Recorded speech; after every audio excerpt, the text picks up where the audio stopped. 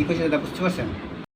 পরভক্ত ভোলানাথ তিনি নিষ্ঠাচারী, তার নারীর নাম তার বসন্ত কুমারী, সাধ্বী সতী পতিব্রতা পরমা সুন্দরী। তিনি ছিলেন কি? সাধ্বী সতী পতিব্রতা পরমা সুন্দরী, প্রভু পদে ভক্তিমতী বলে হরি হরি। তো তার প্রভু পদে মানে সবসময়ের জন্য ভক্তি ছিল, আর সবসময়ের জন্য সে কি হরি হরি মানে নাম গুণগান করতো। দাদা হ্যাঁ বলেন। হরি হরি বলতো আর সবসময় ডাকতো আর কি। সতী নারী ছিল, সতী নারী ছিল যেটাকে বলে। বসন্ত তাহার কর্ণা হরিপদে মন, দিবসতে গৃহকার্য করেন যখনে, হাতে কাম মুখে নাম করে রাত্রি দিনে, যামিনীতে সতী সাথে থাকে ঘরে। মানে সবসময় হাতে কাম মুখে নাম মুখে নাম সর্বদা।